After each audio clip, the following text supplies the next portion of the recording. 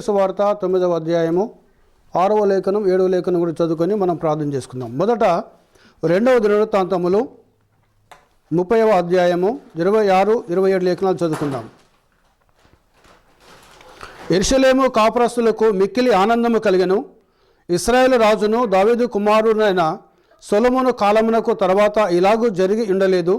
అప్పుడు లేవీయులైన యాజకులు లేచి జనులను దీవింపగా వారి మాటలు వినబడెను. వారి ప్రార్థన ఆకాశంనున్న పరిశుద్ధ నివాసమునకు చేరెను. అదేవిధంగా మత్తయి సువార్త 9వ అధ్యాయము 6వ లేఖనం 7వ లేఖనం చదువుకొని మనం దేవుని ప్రార్థన చేసుకుందాం. ఆయనను పాపములు క్షమించుటకు భూమి మీద మనుష్య కుమారునికి అధికారము కలదని మీరు తెలుసుకొనవలనని చెప్పి ఆయన పక్షవాయు గలవాన్ని చూచి నీవు లేచి నీ మంచం ఎత్తుకొని నీ ఇంటికి పొమ్మని చెప్పగా వాడు లేచి తన ఇంటికి వెళ్ళెను. జనులు అది చూచి భయపడి మనుషులకిట్టి అధికారం ఇచ్చిన దేవుణ్ణి మహిమపరిచిరి. ప్రార్థన చేసుకుందాం. దయచేసి అందరూ తలలు వంచండి, మన హృదయాలు కూడా వంచి ప్రభు సన్నిధిలో మనం ప్రార్థన చేసుకుందాం. పరిశుద్ధమైన మా తండ్రి, నీకు వందనాలు చెల్లిస్తున్నాం నాయన. కృపగల దేవా, నీకు స్తోత్రములు చెల్లించుకుంటున్నాం. మహోన్నతమైన మా దేవా, నీ ఘననామాన్ని బట్టి ప్రభా నీకు ఎల్లేని వందనాలు నాయన, నీకు ఎల్లేని కృతజ్ఞతాస్తులు చెల్లిస్తున్నాము నాయన. నువ్వు నమ్మదగిన దేవుడో తండ్రి, మహోన్నతమైన దేవుడో తండ్రి, సర్వోన్నతమైన దేవుడో తండ్రి, సర్వాధికారి అనే దేవుడో తండ్రి, ఆకాశ మహాకాశాలను పడజాలని దేవా నీకు వందనములు నాయన. అతి ప్రాముఖ్యమైన అంశాలకి ప్రభా మేము వెళుతుండగా నాయన, నేను అల్పుడను అయోగుడను ప్రధాన పాపిని, నన్ను మరుగుచేయండి తండ్రి. రంగస్థలమీనికి మీరు దిగొచ్చి తండ్రి నీ పరిశుద్ధ లేఖనం ద్వారా నీ బిడ్డలతో దేవా మీరు మాట్లాడమని ప్రార్థిస్తున్నాం నాయన. మనుషుడు మనుషునితో మాట్లాడితే వ్యర్థము, కానీ పరిశుద్ధాత్మ దేవా నీవు మానవులతో మాట్లాడితే ప్రభా మానవుల జీవితాలు మార్చబడతాయి నాయన.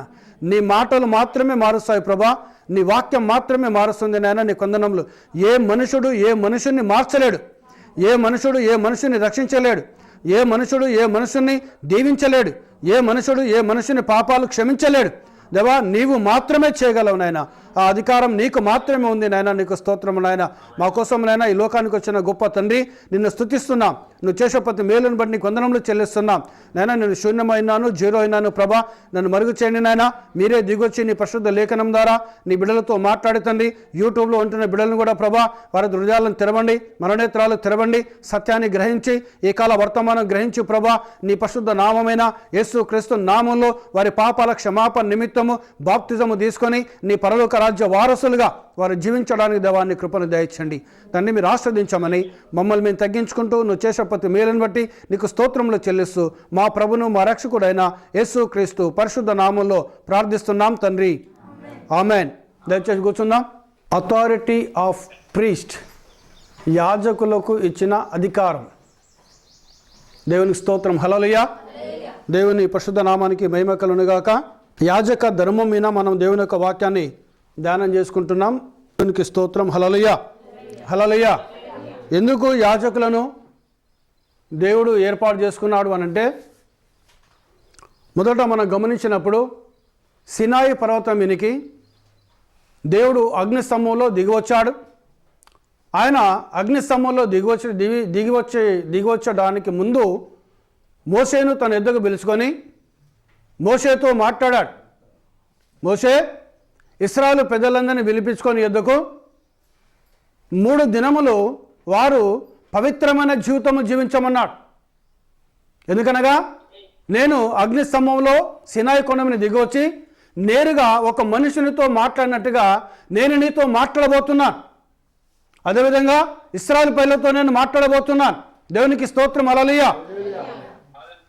గమనించాలి, దేవుని యొక్క వాక్యం వస్తున్నప్పుడు ఆమెన్ అనాలి. ఆమెన్, ఆమెన్, హల్లెలూయా. చూడండి, మోసేతో మాట్లాడిన తర్వాత మోసే ఇశ్రాయేలు ప్రజలందరినీ పిలిపించుకున్నాడు. ఆయన పిలిపించుకొని ఈ సినాయి పర్వతం మీదకి దేవుడు దిగిరాబోతున్నాడు, ఆయన మనందరితో మాట్లాడతాడు అని చెప్పి 3 దినములు పవిత్రమైన జీవితాన్ని మీరు జీవించండి. ఎలాంటి తప్పు చేయొద్దు, ఎలాంటి పాపము చేయొద్దు, ఎలాంటి అపవిత్రమైన పనులు చేయొద్దు, ఎలాంటి చెడు కార్యములు ఏమీయో మీరు చేయకుండా ఉంటే ఒక మనుషునితో మాట్లాడినట్టుగా మన పితరుల దేవుడు, అబ్రహాము దేవుడు, ఇస్సాకు దేవుడు, యాకోబు దేవుడు, మనందరితో ఆయన మాట్లాడబోతున్నాడు అని చెప్పినప్పుడు ఇశ్రాయేలు సమాజం అంతా కూడా 3 దినములు పవిత్రమైన జీవితం జీవించారు. ఎవరు తప్పు చేయలేదు, ఎవరు పాపము చేయలేదు, ఎవరు అపవిత్రమైనది ఏది కూడా చేయలేదు. ఆ 3వ దినం నాడు దేవుడు సినాయి కొండ మీదకి దిగి వచ్చాడు. హల్లెలూయా, హల్లెలూయా. దేవుని నామానికి మహిమ కలుగును గాక. ఆయన అగ్ని స్తంభములో దిగి వస్తే చూడండి, ఆ దిగి వచ్చినప్పుడు సినాయి పర్వతము మైనం వలె కరిగి ఆ పొగ ఆకాశం అంటుకు చేరింది. ఆ దృశ్యమును చూసి ఆ తర్వాత వాళ్ళు భయకంపితులు. ఇంకేం చెప్పాడు? ఆ కొండను తాకిన ప్రతి మనుషుడు చస్తాడు, ప్రతి పశువు చస్తుంది, ప్రతి జీవరాశి చస్తుంది. ముందే చెప్పాడు ఆయన. కాబట్టి ఆ కొండను ఏ మనుషుడు తాకొద్దు, ఏ జీవరాశి తాకొద్దు, ఏ జంతువు తాకొద్దు, ఏ పక్షి కూడా తాకకూడదు. ఈ విధంగా చెప్పిన తర్వాత ఆ 3వ దినం అయిన తర్వాత దేవుడు దిగి వచ్చాడు. ఆ పర్వతము ఆ పొగ కరిగిన బండలు కరిగి మైనం వలె కరిగి ఆ పొగ ఆకాశమునంటింది. అప్పుడు ఆ అగ్ని స్తంభములకెళ్ళి దేవుడు ఇశ్రాయేలు ప్రజలతో మాట్లాడితే ఆయన మాటలు తట్టుకోలేకపోయారు. ఆ ప్రజలందరూ వచ్చి మోషేతో మాట్లాడుతున్నారు. మోషే, దేవుడు మాతో మాట్లాడితే మేము చనిపోతాం, కాబట్టి మోషే నీవు మాతో మాట్లాడు అని చెప్పినప్పుడు వారి హృదయాలు కంపించాయి. ఆ స్వరాన్ని తట్టుకోలేకపోయారు. దేవుని నామానికి మహిమ కలుగును గాక. దేవుని నామం గణపరచబడును గాక. ఆ సన్నివేశంను చూసే ఆ అగ్ని స్తంభమును చూసినప్పుడు, ఆ పొగను చూసినప్పుడు, బండలు మైనం వలె కరిగినప్పుడు, ఆయన స్వరము వస్తున్నప్పుడు, ఆ దేవుడు మాట్లాడుతున్నప్పుడు వారి గుండెలు జారిపోయినాయి. వారు తట్టుకోలేకపోయారు ఆయన స్వరాన్ని. వారు ఎవరండి? వారు అబ్రహాము, ఇస్సాకు, యాకోబుల సంతానం. వారు అప్పటికి 3 దినములు ఎలాంటి తప్పు, ఎలాంటి పాపపు పని చేయలేదు. వారు దేవునికి స్తోత్రం. హల్లెలూయా, హల్లెలూయా. ఆయన స్వరము ఇప్పుడు మోషేతో మాట్లాడారు. అయ్యా మోషే, మీరు మాతో మాట్లాడండి, దేవుడు మాతో మాట్లాడితే మేము చనిపోతాం. దేవుడు మాట్లాడితే మాతో నేరుగా మాట్లాడితే మేము చనిపోతాం అని చెప్పినప్పుడు అప్పుడు దేవుడి దగ్గరికి మోషే ప్రార్థన చేస్తే మోషేతో దేవుడు అన్నాడు, వారు చెప్పింది సరే, వారికి నాకు మధ్యవర్తిగా నీవు ఉండు మోషే అన్నాడు. మోషే ఎవరినే? లేవి వంశంలో పుట్టిన దైవజనుడు. హల్లెలూయా, హల్లెలూయా. అందుకే ఈ సంఘటన జరగడానికంటే ముందే హోరేబు పర్వతం వద్ద మోషేను సిద్ధం చేసుకున్నాడు. దేవుడు సిద్ధం చేసుకొని ఆయన ఐగుప్తు పంపించేశాడు. అప్పుడు మోషేతో దేవుడు మాట్లాడితే మోషే వచ్చి ఇశ్రాయేలు సమాజంతో మాట్లాడడం ప్రారంభించాడు. అప్పటికి చూడండి, దేవునికి సంఘమునకు మధ్యవర్తిగా దేవుడు లేవీయులను, యాజకులను ఏర్పాటు చేసుకున్నాడు ఆయన. హల్లెలూయా. దైవ సంబంధమైన ప్రతి క్రియ, దేవుని సంబంధమైన ప్రతి క్రియ, దేవుని సంబంధమైన ప్రతి యొక్క కార్యక్రమాలన్నీ కూడా మందిరము నిమిత్తము కావచ్చు, మందసము నిమిత్తము కావచ్చు, సేవా పరిచర్య కావచ్చు, ఏ పనైనా వాయిద్యములు వాంచేది కావచ్చు, తంబురాలు వాంచేది కావచ్చు, పాటలు పాడేది కావచ్చు, ఏ పనైనా లేవి వంశంలో పుట్టిన వాళ్ళు మాత్రమే చేయాలి. హల్లెలూయా, హల్లెలూయా. అక్కడికెళ్ళి ప్రారంభమైంది దేవునికి సంఘమునకు మధ్యవర్తిగా లేవీలను ఏర్పాటు చేసుకున్నాడు. అప్పటికెళ్ళిగా దేవుడు మోషేతో మాట్లాడితే మోషే వచ్చి ఇశ్రాయేలు సమాజంతో మాట్లాడేవాడు. అప్పుడు ఇశ్రాయేలు సమాజము ఆ ప్రజలు ఆ మోషే యొక్క మాటలకు లోబడి వారు జీవించడము ప్రారంభించాడు. అందుకే చూడండి, యేసు ప్రభు వచ్చినప్పుడు కూడా వాస్తవానికి ఈయన దిగి వచ్చాడు. ఈయన గురించి మీకాలో రాశారు, మీకా పుస్తకం రాశారు, చాలా గ్రంథాలు రాశారు ఆయన గురించి. బెత్లెహేములో పుడతాడని, దావీదు గోత్ర వంశంలో పుడతాడని, ఆయన సాధారణమైన జీవితం జీవిస్తాడని పరిశుద్ధ లేఖనాలన్నీ సెలవిచ్చాయి. కన్యక గర్భంలో జన్మిస్తాడని, ఇవన్నీ జరిగిన తర్వాత చెప్పారు వాళ్ళు ప్రవక్తలు, మోసే కూడా చెప్పాడు, ఈయన జన్మించాడు, కన్యక గర్భంలో జన్మించాడు, వారి కళ్ళ ముందే వారి మధ్యలో జీవించడం ప్రారంభించాడు. ఆయన లేచి 3.5 సంవత్సరాలలో ఆయన దేవుని యొక్క వాక్యం చెప్తా ఉంటే అప్పుడు కూడా ఇశ్రాయేలు ప్రజలు ఏమంటారుగా, మాకు మోసే ఉన్నాడు, ప్రవక్తలు ఉన్నారంటున్నారు. హల్లెలూయా, హల్లెలూయా. మా పక్షముగా మోసే ఉన్నాడు, మోసే మాకు ధర్మశాస్త్రం ఇచ్చాడు, ప్రవక్తలు మాకు లేఖనములు ఇచ్చారు, వాక్యములు ఇచ్చారు అని చెప్పడము ప్రారంభించారు వారు. అంటే దేవుడే దిగివచ్చి మానవ రూపంలో దిగొచ్చి వారి మధ్యలో అనేకమైన అద్భుతములు, అనేకమైన సూచక్రియలు, అనేకమైన మహత్కారములు చేసిన ప్రజలు యేసు క్రీస్తునందు ఇశ్రాయేలు ప్రజలు విశ్వాసం ఉంచలేదు, కొద్దిమంది మాత్రమే విశ్వాసం ఉంచారు. కొద్దిమంది మాత్రమే విశ్వాసం ఉంచారు ప్రభు ఎడల. ఎందుకంటే వాళ్ళు ఏం నమ్ముతున్నారు, మోసే ద్వారా మాకు ధర్మశాస్త్రం వచ్చింది, ప్రవక్తల ద్వారా లేఖనం వాక్యం మా యొద్దకు వచ్చింది, కాబట్టి మాకు మోసే ఉన్నాడు, మాకు ప్రవక్తలు ఉన్నారని చెప్పడం ప్రారంభించారు. అంటే చూడండి, మోసే చెప్పిన వాక్యమును వారు ఎంతగా నమ్ముతున్నారు. ఆయన జీవించిన కాలంలో చాలామంది నమ్మారు, చాలామంది నమ్మలేదు. కానీ ఆయన తదనంతరం మాత్రము అనేక మంది నమ్మడము ప్రారంభించారు. హల్లెలూయా, హల్లెలూయా. ఆయన చెప్పాడు, మోసే నా గురించి ప్రవచించాడు, మోసే నా గురించి బోధించాడు, మీ ప్రవక్తలు నా గురించి చెప్పారు, మీరు వెళ్ళి ధర్మశాస్త్రము చదవండి, ప్రవక్త లేఖనము చదవండి, అవి నా గురించి సాక్ష్యం ఇస్తున్నాయి అన్నాడు. అయినా వాళ్ళు ఏమంటున్నారు, మేము అబ్రహాము సంతానము, మాకు దేవుడు మోసే ద్వారా ధర్మశాస్త్రం ఇచ్చాడు అంటున్నారు వారు. అంటే చూడండి, యేసు ప్రభు వచ్చి చెప్పిన వారి యొక్క మనసంతా ఎక్కడ ఉందనగా, వారి యొక్క జీవన విధానం దేన్ని ఆధారం చేసుకునగా ధర్మశాస్త్రమును, ప్రవక్తల లేఖనమును ఆధారము చేసుకొని వారు జీవించడము ప్రారంభించారు. హల్లెలూయా, హల్లెలూయా. దేవుని నామానికి మహిమ కలుగునుగాక. అంటే చూడండి ఇక్కడ, అందుకే మోసే ద్వారా దేవుడు మాట్లాడము ప్రారంభించాడు ఆయన.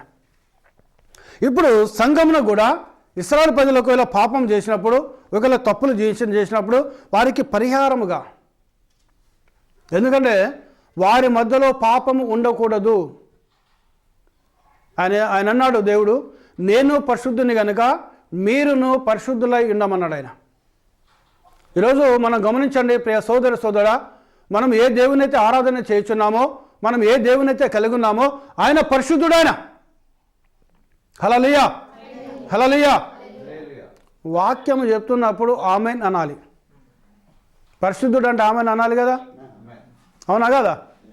మనం ఆమెన్ అనడం వల్ల ఏమొస్తుంది, ఆ పరిశుద్ధత నీ మీనికి రావడం ప్రారంభిస్తుంది. ఆయన పరిశుద్ధుడైన కాబట్టి మీరును పరిశుద్ధులై ఉండమన్నాడు. వారు కూడా పరిశుద్ధులై ఉండాలి. ఈరోజు మనం మనల్ని వారిలో ఏదైనా పాపం వచ్చినప్పుడు, తెలియక వారు ఏదైనా పాపం చేసినప్పుడు ఆ పాపానికి ప్రాయశ్చిత్తములు దేవుడు ఏర్పాటు చేశాడు, ఆ పాపానికి పరిహారములు దేవుడు ఏర్పాటు చేశాడు. ఆ ప్రాయశ్చిత్తము చేసే పని, ఆ పరిహారము చేసే పని, ఆ పాపాలను క్షమించడానికి ఆ ప్రార్థన చేసే పనిని ఎవరికి దేవుడు అప్పగించాడనగా లేవి వంశంలో పుట్టిన యాజకులకు అప్పగించాడు.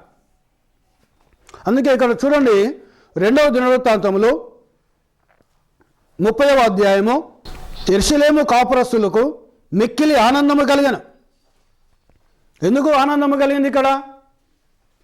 హిజ్కియా రాజు, ఈ అధ్యాయం చదువుకున్న సందర్భంలో సన్నివేశంలో ఎవరనగా ఇశ్రాయేలును పరిపాలించడానికి హిజ్కియా అని ఒక రాజు ఉన్నాడు. ఈయన తన పితరుడైన దావీదు నడిచిన మార్గంలో నడిచి మరలా ఆరాధనను పునఃప్రారంభించాడు. సొలొమోను మందిరంలో ఆరాధన జరగడము ప్రారంభించింది. దేవుని మందసమును మరలా పెట్టడం ప్రారంభించారు. యూదా వారికి, ఇశ్రాయేల్ వారికి, వారందరికీ చెప్పినప్పుడు సొలొమోను కట్టించిన ఆ దేవాలయంలోకి వచ్చి వాళ్ళు దేవుని ఆరాధన చేసినప్పుడు, దేవుని వారు మహిమపరిచినప్పుడు, వారు దేవుని యొక్క ఆ పండుగను ఆచరించినప్పుడు వాళ్ళకి ఏం కలిగిందనగా సంతోషం కలిగింది వారికి. ఈరోజు నువ్వు దేవుని ఆరాధన చేస్తూ ఉంటే, ఈరోజు నువ్వు దేవుని మహిమపరుస్తూ ఉంటే, ఈరోజు నువ్వు దేవుని గణపరుస్తూ ఉంటే, ఈరోజు దేవుని స్తుతిస్తూ ఉంటే, ఈరోజు నువ్వు దేవునికి ప్రార్థన చేస్తూ ఉంటే నీ హృదయంలో చెప్పలేని ఒక సంతోషమును దేవుడు కుమ్మరిస్తూ ఉంటాడు ఆయన. హల్లెలూయా, హల్లెలూయా. నీ యొక్క బాధను తీసివేస్తా అంటాడు ఆయన, నీ సమస్యను తీసివేస్తా అంటాడు ఆయన, నీ ఇబ్బందిని తీసివేస్తా అంటాడు ఆయన, నీ వేదనను తీసివేస్తా అంటాడు ఆయన, నీ రోగమును తీసివేస్తా అంటాడు ఆయన, నీ వ్యాధుని తీసివేస్తా అంటాడు ఆయన. ఆయన పరిశుద్ధ నామానికి మహిమ కలుగును గాక. అందుకే దేవుడు ఏం చేసినగా ఆరాధన క్రమను పెట్టాడు ఆయన. ఆయన మందిరానికి ప్రజలను రమ్మంటున్నాడు ఆయన. నా మందిరంలోకి వచ్చి మీరు మొరపెట్టినప్పుడు, మీ కష్టాన్ని చెప్పినప్పుడు, మీ శ్రమను చెప్పినప్పుడు, మీ వేదనను చెప్పినప్పుడు నేను మీ ప్రార్థన విని మీ శ్రమను తీసివేసి మీకు సంతోషం ఇస్తానన్నాడు ఆయన. హల్లెలూయా. చూడండి, పైకి వెళ్ళి మనం చదివితే 24వ వాక్యంకి వెళ్ళి మనం చదివితే, మీరు ఇంటికి వెళ్ళిన తర్వాత కూడా చూడండి, ఈ 30వ అధ్యాయం మొత్తం చదువుకొని మీరు 2వ దినవృత్తాంతాలు 30వ అధ్యాయం మొత్తం చదువుకొని మీరు 22వ లేఖనంకి వెళ్ళి నేను చదువుతాను చూడండి. యెహోవా సేవయందు మంచి నేర్పరలైన లేవీలందరితో హిజ్కియా ప్రీతిగా మాట్లాడెను. వారు సమాధాన బలులను అర్పించుచు తమ పితరుల దేవుడైన యెహోవా దేవుడని ఎప్పుకొనుచు 7 దినములు పండుగ ఆచరించిరి. హిజ్కియా రాజు ఆయన. లేవీలు ఎవరైతే దేవుని సేవ చేస్తున్నారో ఆ లేవీలతోటి, ఆ యాజకులతోటి ప్రేమగా మాట్లాడుతున్నాడు ఆయన. ఒక రాజు దేవుని సేవకులతో, దేవుని ఆరాధన చేసే, దేవుని మార్గం నడిపించే ఆ యాజకులతో ఏం చేస్తున్నాడైనా ప్రేమగా, ప్రీతిగా మాట్లాడగా ప్రేమగా మాట్లాడుతున్నాడు, మంచిగా మాట్లాడుతున్నాడు. దేవునికి మహిమ. హల్లెలూయా, హల్లెలూయా. 7 దినముల వారు పండుగను ఆచరించారు. యూదా రాజైన హిజ్కియా సమాజపు వారికి బలి అర్పణ నిమిత్తమును 1000 కోడెలను 7000 గొర్రెలనిచ్చి ఇచ్చుటకు, అధిపతులకు అధిపతులు 1000 కోడెలను 10,000 గొర్రెలనిచ్చుటకు బహుమంది యాజకులు తమ్మును తాము ప్రతిష్ఠించుకొనుటయు. ఇక్కడ బలులు అర్పిస్తున్నాడు ఆయన. ఇశ్రాయేలు ప్రజల పాపాలు పోవాలి ప్రభా, వారి దోషాలు పోవాలి ప్రభా. వాళ్ళు ఎప్పుడూ దేవుని మీద తిరుగుబాటే, ఏ కొంచెం తక్కువైనా తిరుగుబాటే దేవుని మీద. కాబట్టి వారి పాపాలు పోవడానికి గొర్రెలను బలులను అర్పించడం ప్రారంభించారు. లేవీలు తమ తాము ప్రతిష్ట చేసుకున్నారు. ఇక దేవునికి మహిమ కలుగును గాక. ఈ బలులు అర్పించడం వల్ల, ఈ సమాధాన బలులు, ప్రతి పాప పరిహార బలులు అర్పించడం వల్ల ఏ ప్రజలైతే దేవుని మందిరంలోకి వచ్చారో, ఏ ప్రజలైతే దేవుని సముఖంలోకి వచ్చారో, ఏ ప్రజలైతే దేవుని సన్నిధిలోకి వచ్చారో, ఎవరైతే వారి పాపాలు ఒప్పుకున్నారో, ఎవరైతే వారి అతిక్రమాలు ఒప్పుకున్నారో, ఎవరైతే వారి శోధన ఒప్పుకున్నారో, ఎవరైతే వారి తప్పులు ఒప్పుకున్నారో వారికి ఏం కలుగుతుందనగా వారికి సంతోషము కలుగుతుంది దేవుని సముఖంలో. హల్లెలూయా, హల్లెలూయా. వారు సంతోషం ఉండాలంటే, వారు దీవించబడాలంటే దేవుడు మార్గమును పెట్టాడు. ఏమని? యాజకత్వాన్ని పెట్టాడు ఆయన. యాజకులకు దేవుడిచ్చిన అధికారం, అథారిటీ ఆఫ్ ప్రీస్ట్. దేవుడు యాజకులకు ఇచ్చిన అధికారం. సమాజ వారందరూ చూచి మరి 7 దినములు పండుగ ఆచరింపవాలని యోచన చేసుకొని మరి 7 దినములు సంతోషముతో దాన్ని ఆచరించారు. పనులన్నీ మానుకున్నారు. ఇజ్రాయెల్ ప్రజలు ఏం చేశారు? 7 దినములు మళ్ళీ పండుగ చేశారు. మళ్ళీ ఇంకా 7 దినములు పండుగ చేసుకుందాం దేవుని సముఖంలో మనం. అంటే ఈరోజు మనం కూటాలు పెట్టుకుంటాం కదా, అవునా కదా? ప్రార్థన కూటాలు పెట్టుకుంటున్నాం. ఎందుకు పెట్టుకుంటున్నారు వాళ్ళు? అక్కడ వారి హృదయంలో ఒక సంతోషం, చెప్పలేని దేవుడిచ్చే సంతోషం. నా ఆనందమునే మీకు ఇస్తానన్నాడు దేవుడు. ఆయన ఆనందమును, ఆయన సంతోషాన్ని ఎవరికి ఇస్తాడట? మనకి ఇస్తానన్నాడు ఆయన, యేసయ్య. నావన్నీ మీవన్నాడు. దేవునికి మహిమ. హల్లెలూయా. చూడండి, ఇంకా 7 దినములు పండుగ అనగా కూటాలు ఏర్పాటు చేసుకుంటున్నారు వారు, ప్రార్థనలు పెట్టుకుంటున్నారు వారు. ఎందుకు? దేవుని సముఖంలో మేము ఉండటం వల్ల, దేవుని సన్నిధిలో మేము ఉండటం వల్ల చెప్పలేని సంతోషం మాకు కలుగుతూ ఉన్నది. ఈరోజు నువ్వు దేవుని సముఖంకి వస్తే ఎట్లుండాలి? నువ్వు సంతోషముతో ఉండాలి. బ్రదర్ భక్త సింగ్ గారి జీవితంలో ఒక సంఘటన జరిగింది. ఆయన లండన్లో ఇంజనీరింగ్ చదువుతున్నాడు. ఆయన లండన్ దేశంలో చదువుతున్నప్పుడు అయితే ఆయన దేవుని నమ్మనప్పుడు వాళ్ళ స్నేహితులు చర్చికి వెళ్ళి ప్రార్థన చేసుకొని వాళ్ళు చర్చికి వెళుతున్నప్పుడు బాధ హృదయాలతో వెళ్ళేవారంట. చర్చిలోకి వెళ్ళి బయటికి వస్తున్నప్పుడు సంతోషముతో వచ్చేవారు. వాళ్ళ ముఖంలో ఒక విధమైన సంతోషం ఉండేదట. మేము చేస్తే మరి మాకెందుకు ఈ సంతోషం లేదు? వీరు దేవుని మందిరంలోకి వెళ్ళి వారు ప్రార్థన చేసుకొని వస్తూ ఉంటే వాళ్ళ ముఖాల్లో ఒక సంతోషం, అదే ఆయన చూశాడు. ఆయన వీరు ఆరాధన చేసిన దేవుడు, వీరు మయపరుస్తున్న దేవుడు ఎలాంటి దేవుడు ఈయన? వీరు దేవుడు ఏమిస్తున్నారు వీరికి? ఇట్లా చూడండి, ఈరోజు నువ్వు దేవుని మందిరంలోకి వస్తున్నావంటే నీ బాధని ఇక్కడ వదిలేసి వెళ్ళాలి. ఎవరి దగ్గర? యేసయ్య పాదాల దగ్గర. దాన్ని మరలా నువ్వు మూట కట్టుకొని పోయినావు అనుకోండి, వ్యర్థమే. నువ్వు దేవుని మందిరంకి వచ్చి, లేదా ఒక ఉపవాస ప్రార్థనకు వచ్చి, ఒక హోల్ నైట్ పేరుకి వచ్చి, ఒక ఆదివారం ఆరాధనకు వచ్చి, లేదా ఒక ప్రత్యేకమైన కూటాలలోకి నువ్వు వెళ్ళి ఎక్కడ ప్రార్థన జరిగినా నువ్వు అక్కడికి వెళుతున్నావంటే నువ్వు ఏదన్నా బాధ అక్కడ ఉంటే ఆయన పాదాల దగ్గర పెట్టి సంతోషంతో రావాలను. ఏమన్నాడు యేసయ్య? మీ చింత యావత్తు ఎక్కడ ఏమన్నాడు? నా మీన వేయమన్నాడు. అంటే యేసయ్య మీ నా మీన కాదు, నేను మీకు సంతోషాన్ని ఇవ్వలేను. నేను మీలాంటి మానవుని. నేను ఈ ప్రపంచంలో ఏ మానవుడు కూడా ఒక మనిషికి సంతోషాన్ని ఇవ్వలేడు. ఏ మనిషి ఒక వ్యక్తికి ఆనందం ఇవ్వలేడు. కానీ ఎవరు ఇవ్వగలరు? దేవుడు మాత్రమే ఇవ్వగలడు. యేసయ్య మాత్రమే ఇవ్వగలడు. నీ హృదయంలో సంతోషం ఉండాలన్నా, నీ హృదయంలో సమాధానం ఉండాలన్నా, నీ మనసులో నెమ్మది ఉండాలన్నా, నీ కుటుంబంలో సమాధానం ఉండాలన్నా, నీ కుటుంబంలో సంతోషం ఉండాలన్నా అది యేసు క్రీస్తు మాత్రమే ఇవ్వగలడు. ఎందుకనగా ఆయన దేవాతి దేవుడైనాడు. ఇంకేమైనాడైనా సమాధానపు కర్త. హల్లెలూయా, హల్లెలూయా. దేవునికి మేము ఆయన ఎవరన్నా సమాధానపు కర్త అయినాడు ఆయన. ఇంకా 7 దినములు ఆచరించారు వారు.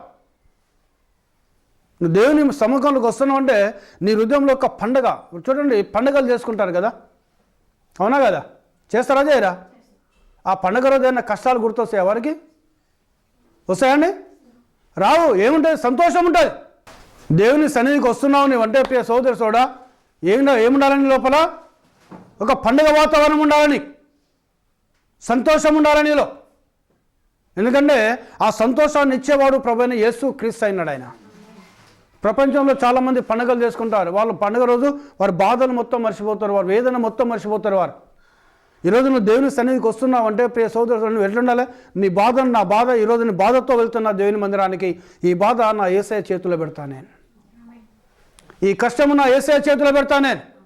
ఈ ఇబ్బంది నా దేవుని పాదాల దగ్గర పెడతా నేను.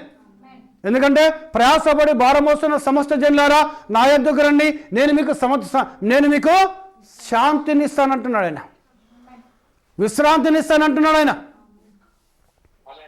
ఆయన నామం ఘనపరచబడును గాక, ఆయన నామం కొనియాడబడును గాక, ఆయన నామం స్తుతించబడును గాక. సంతోషం. ఇంకా 7 దినాలు మనం పండుగ చేసుకుందాం అంటున్నారు. ఎందుకు? ప్రజలను దేవుడు దీవిస్తున్నాడు. అక్కడ ఏం చేస్తున్నాడు దేవుడు? ప్రజలను ఆశీర్వదిస్తున్నాడు ఆయన. ఈరోజు మనకి ఏం కావాలి? మనము దేవుని మందిరంలోకి వస్తున్నామంటే ప్రభు చేత మనం దీవించబడాలి, ప్రభు చేత మనం ఆస్వాదించబడాలి, ప్రభు యొక్క రక్షణలోకి మనం ఉండాలి, ఆయన విమోచన ప్రణాళికలో మనం ఉండాలి, ఆయన నిత్యజీవంలో మనం ఉండాలి, ఆయన సముఖంలో మనం ఉండాలి. మనం అందుకే మనం ప్రభువుని నమ్ముకుంటున్నాం. మనం దేవునికి మహిమ. హల్లెలూయా. మరి 7 దినములు వారు పండుగ ఆచరించారు.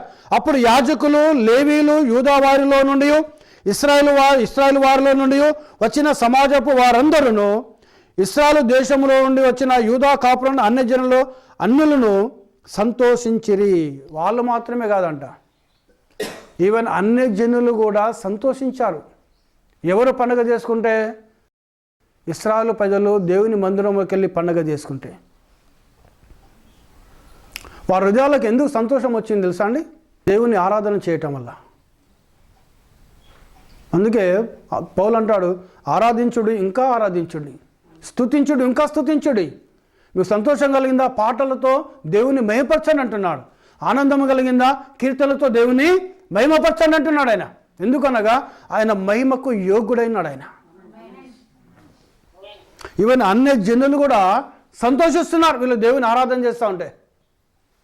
అన్ని జనులు కూడా ఆనందిస్తున్నారు వీళ్ళు దేవుని ఆరాధన చేస్తూ ఉంటే. దేవునికి మహిమ. హల్లెలూయా. దేవుని నామం ఘనపరచబడును గాక. అన్యులు కూడా ఆనందిస్తున్నారు. యెరూషలేము కాపురస్తులకు మిక్కిలి ఆనందము కలిగెను. దేవుని సన్నిధిలో నీవు ఉంటే నీ హృదయం ఉప్పొంగాలని, నీకు మిక్కిలి సంతోషం ఉండాలి నీలో. ఏంటి ఎవరిచ్చే ధైర్యం అది? దేవుడు. యేసయ్య నీకు ధైర్యం ఇస్తాడు. ఆయన నామం ఘనపరచబడును గాక. ఉత్సాహించాలని దేవుళ్ళను. యెరూషలేము కాపురస్తులకు మిక్కిలి సంతోషము కలిగిన ఇశ్రాయేలు రాజును దావీదు కుమారుడునైన సొలొమోను కాలమునకు తర్వాత ఇలాగూ జరిగి ఉండలేదు. ఇశ్రాయేలు రాజు అయిన దావీదు కుమారుడైన సొలొమోను కాలంలో జరిగినట్టు సంతోషము హిజ్కియా రాజు వచ్చేంత వరకు కూడా ఎక్కడా జరగలేదు.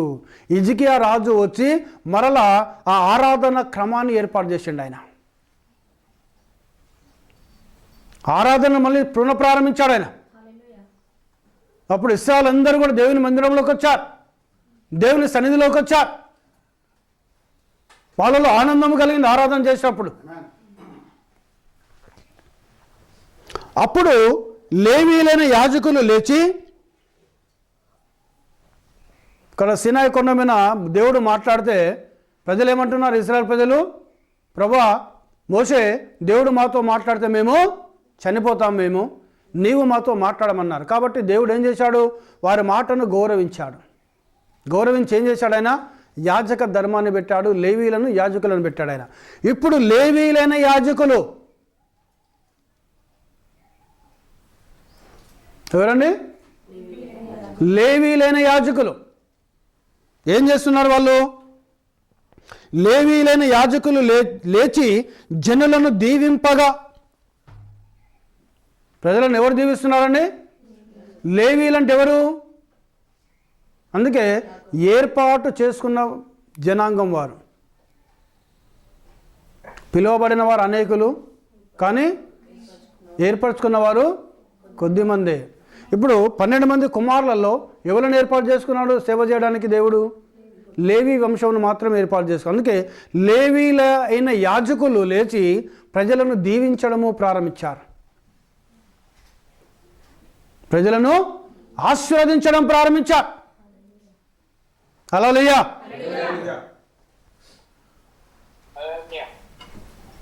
లేవీల చేత ప్రజలు, ఇశ్రాయేలు ప్రజలు దీవించబడుతున్నారు. లేవీల చేత ఇశ్రాయేలు ప్రజలు ఆశీర్వదించబడుతున్నారు.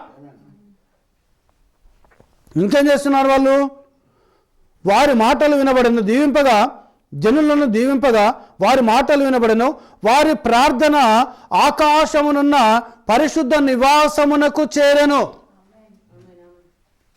హల్లెలూయా. ఎవరి ప్రార్థన? ఎప్పుడైతే లేవీలు లేచి, అనగా లేవీలైన యాజకులు లేచి, ఇప్పుడు అందరూ సేవ చేస్తున్నారు. సేవ చేయడం చాలా మంచిదే. రిటైర్మెంట్ అయిన వాళ్ళు సేవ చేస్తున్నారు, దేవుని సేవ. చదువులలో ఫెయిల్ అయిన వాళ్ళు కూడా ఎందుకు పనికిరానని తీసుకుపోయి బైబిల్ కాలేజ్ పెట్టి సేవకుని చేస్తున్నారు. అవునా కదా? ఉన్నారా లేరా? 10th ఫెయిల్ అయ్యాడు, ఏం పని చేస్తలేడు, అమ్మ మాట విన్నాడు, నాన్న మాట విన్నాడు, చెప్పిన పని చేయడు, గాలికి తిరుగుతూ ఉంటాడు. తల్లికి తండ్రికి బాగా బాధ అనిపిస్తుంది. పాస్టర్ దగ్గర తీసుకొని వస్తాడు, తీసుకొచ్చి అయ్యా వీడు చెప్పిన మాట ఏమి వింటాడంటే ఏం పని చేస్తలేడు అండి, మరి సేవ చేస్తావా బాబు అంటే అప్పుడు పాస్టర్ ఏం చెప్తాడుగా, బైబిల్ కాలేజీకి వెళితే బాబు నీకు సంఘంని ఇస్తారు, సంఘంనిస్తే ఆ సంఘంలో వచ్చేదంతా కూడా నువ్వు బతకొచ్చు. నువ్వు ఈయన పని దొంగ. ఎవరైనా పని దొంగ. ఇప్పుడు చాలామంది పాస్టర్లు పని దొంగలు ఉన్నారు. మీరు ఏమన్నా అనుకోండి, ఈ యూట్యూబ్లో వింటోళ్ళు కూడా వింటానని తిట్టుకోవచ్చు, కానీ వాస్తవం చెప్తున్నా నేను. దేవుడు తన సేవకు ఎన్నుకున్న వాళ్ళను పని దొంగలను ఎన్నుకోలేదు బైబిల్లో ఎక్కడ కూడా. మీరు గమనించి చూడండి, ఎన్నుకున్న వాళ్ళను పని చేసే వాళ్ళని ఎన్నుకున్నాడు ఆయన. 12 మంది అపోస్తులు ఉన్నారండి. వాళ్ళు ఎవరు? వాళ్ళు ఎవరు? వాళ్ళ వృత్తి ఏంటిది? చేపలు పట్టేది కదా, అవునా కదా? చదువు రాకుండా ఏదో ఒక పని చేసుకున్న వాళ్ళు, అవునా కదా? ఏ పని చేయకుండా ఉంటున్నాడు ఒక వ్యక్తి అనంటే ఆ వ్యక్తిని సోమరుడు అంటారు,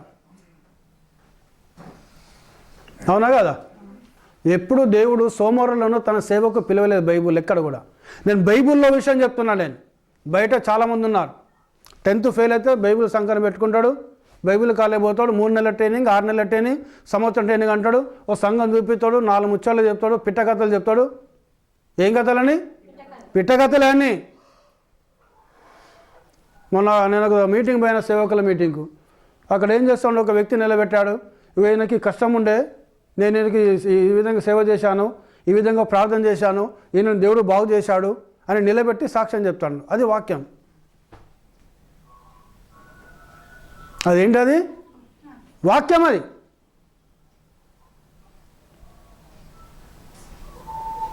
ఆ పేషెంట్కి సేవ చేయడం వాక్యం కాదు, మంచిదే. నువ్వు ఒక పని చేయక సహాయం చేశావు, దేవునికి మహిమ. హల్లెలూయా. అవునా కదా? ఎవరు చెప్పాలి ఇది? నీ ద్వారా ఎవరైతే మేలు పొందుకున్నారో ఆ వ్యక్తి నిలబడి సాక్ష్యం చెప్పాలి. హల్లెలూయా. అప్పుడు దేవునికి మహిమ కలుగుతుంది, అప్పుడు దేవుడు గణపరచబడతాడు, అప్పుడు ప్రజలలో ఏం కలుగుతుంది? విశ్వాసము కలుగుతుంది. ఈ విధంగా అడ్వర్టైజ్మెంట్ చేసుకుంటున్నారు, మంచిదే, దేవునికి స్తోత్రం. హల్లెలూయా. అది కూడా మంచిదే, అడ్వర్టైజ్మెంట్ చేసుకోవడం కూడా మంచిదే, ప్రజలలో కొంత నమ్మకమైన కలుగుతుంది. కానీ ఎవరు చెప్పాలంటే ఆ వ్యక్తి చెప్పాలి, లేచి నిలబడి, పలాని కష్టము నాకు వచ్చింది, ఈ పాస్టర్ గారు వచ్చి నాకు ప్రార్థన చేశాడు, దేవుడు నన్ను ముట్టి స్వస్థపరిచాడు, దేవునికి మహిమ. హల్లెలూయా. కానీ ఇక్కడ నిలబడిన వ్యక్తి చెప్పదు దాని గురించి. అవునా కదా? ఎందుకంటే బైబిల్ చెప్తుంది సాక్ష్యము ప్రవచనాసారం, దేవునికి మహిమ. హల్లెలూయా. ఆ పాస్టర్ల మీటింగ్లో నేను వెళ్ళాను. ఆయన చాలా గొప్ప దేవుని యొక్క కుమారుడు. ఆయన పాస్టర్ల మీటింగ్లో చెప్తున్నాడు ఈ విషయాన్ని. దేవునికి స్తోత్రం కలుగును గాక. సాక్ష్యం చెప్పడం చాలా మంచిది, దేవునికి మహిమ కలుగును గాక. అయితే చూడండి, ఇక్కడ నేను చెప్పే అంశం ఏంటంటే లేవీలైన యాజకులు, వేరే యాజకుల గురించి చెప్పలేదు ఆయన. అందుకే పర్టికులర్గా లేవీలైన యాజకులు అన్నాడు ఆయన. అనగా 12 మంది యాకోబు కుమారులలో లేవి వంశమును మాత్రం ఎన్నుకున్నాడు. ఆ లేవి వంశంలో పుట్టిన యాజకులు ప్రార్థన చేస్తేనే, హల్లెలూయా, దేవుడు విని వారిని దీవించడము ప్రారంభించాడు ఆయన. ఈ 10th ఫెయిల్ అయినోడు, ఇంటర్ ఫెయిల్ అయిన వాళ్ళు, చదువు రాని వాళ్ళు, ఏ పని పాట చేయని వాళ్ళు, మేమొచ్చి లేదా రిటైర్మెంట్ అయిన వాళ్ళు, ఈయన 30 సంవత్సరాల బలమంతా ఎవరికి పెడతాడు? గవర్నమెంట్కి పెడతాడు. అవునండి, వాస్తవమా కదా? రిటైర్మెంట్ అయిన తర్వాత ఏం చేయాలి మళ్ళీ? అసలు ఎందుకు రిటైర్మెంట్ అవుతారు? రిటైర్మెంట్ ఎందుకు ఇస్తుంది గవర్నమెంట్ అనగా, ఇక నీకు బలం లేదు బాబు, నువ్వు ఇంటికి వెళ్ళి కూర్చో, విశ్రాంతి తీసుకొని చెప్తుంది గవర్నమెంట్. అందుకే రిటైర్మెంట్ ఇచ్చి, పెన్షన్ ఇచ్చి, డబ్బులు ఇచ్చి పంపించేస్తారు, ఇంటికాడ పోయి కూర్చోను అని. వీళ్ళకేంటి అలవాటు? డబ్బు సంపాదించాలి. ఉత్తగా ఉంటే ఏమవుతుంది? ఏం రాదు. పోయి 4 ముత్యాలు చెప్తే అయిపోయా, ప్రార్థన చేసి 4 ముత్యాలు చెప్తే అయిపోతుంది అని బైబిల్ సంకలం పెట్టుకొని ఇక బ్యాగ్ వేసుకొని రిటైర్మెంట్ అయిన తర్వాత సేవ చేయడం ప్రారంభిస్తూ అంటారు. మరి ఇది బైబిల్లో ఉన్నదా? ముసలి వాళ్ళను సేవకు పిలిచిండా దేవుడు ఎక్కడన్నా? యవ్వన కాలమందు కాడి మోయిట నరునికి మేలు. హల్లెలూయా. హల్లెలూయా. ఎప్పుడు కాడి మోయాలంట? యవ్వన కాలంలో కాడి మోయిట నరునికి మేలు తప్ప ముసలోడాన్ని వచ్చి సేవ చేయరా బాబు అని చెప్తలేడు దేవుడు, ఎక్కడ పిలవలే. కానీ ఏం చెప్తాడు? నాకు కలబడ్డది, దేవుడు నాతో మాట్లాడిండు, నేను రిటైర్మెంట్ అయిపోయిన ప్రభా, ఇక నేను ఏం చేయాలో ప్రభా, నేను ప్రార్థన చేస్తా అంటే దేవుడే వచ్చి నాతో, నా కుమారుడా నువ్వు లేచి నా సేవ చేయమన్నాడు అంటాడట. మరి ఈ వాక్యం తప్ప? ఇది ఈ బైబిల్లో రాసిన వాక్యమైనా తప్పై ఉండాలి, ఈయనకు వచ్చిన స్వరమన తప్పై ఉండాలి. ఏది తప్పవుతుంది? బైబిల్ ఎన్నడూ తప్పు కాదు. భూమి ఆకాశం గతించిన నా మాటలు గతించవన్నాడు ఆయన. ఈయనేంటిది? అత్యాశ, ఇంకా డబ్బు సంపాదించుకోవాలి అని ఈరోజు అనేకులు ఉన్నారు మన భారతదేశంలో. దుష్టంత ఏంటిది? డబ్బులు రావాలి. కానీ ఈ లేవీలు కొంతమంది ఉంటారు, దేవుడు పిలిస్తే వాళ్ళ చదువులను, ఉద్యోగాలను వదిలి కష్టమైన, నష్టమైన, బాధ అయినా, శ్రమ అయినా, ఆనందమైన, సంతోషమైన ఏదైనా దేవుడే అని నమ్మకంతో దేవుని మీదనే ఆధారపడి వచ్చి సేవ చేసే వాళ్ళు కూడా ఉంటారు. హల్లెలూయా. అలాంటి వాళ్ళు చాలా తక్కువ. చదువుదా ఏ చదువైనా, ఇంజనీరింగ్ అయినా, డాక్టర్ అయినా, ఏ ఉద్యోగమైనా, గవర్నమెంట్ ఉద్యోగమైనా, ఏదైనా దేవుడు పిలిస్తే వదిలేసి ఆయన మాటకు లోబడి సేవ చేసుకుంటూ ఆయన మీద ఆధారపడి జీవించడం ప్రారంభిస్తూ అంటారు. ఇలాంటి వాళ్ళు చాలా తక్కువ మంది ఉన్నారు ఈ లోకంలో, మన భారతదేశంలో. కానీ ఏ పని చేయనోడు సేవ కోసం వచ్చే వాళ్ళు ఉంటారు. అందుకే ఇక్కడ లేవీలైన యాజకులు. సరే, దేవుని స్తోత్రం. హల్లెలూయా. వాళ్ళు ఏం చేశారు? లేచి జనులను దీవింపగా వారి మాటలు వినబడెను. వారి ప్రార్థన ఆకాశమందున్న దేవుని ఆకాశమునున్న పరిశుద్ధ నివాసముకు చేరెను. హల్లెలూయా. ఎవరు దీవిస్తే?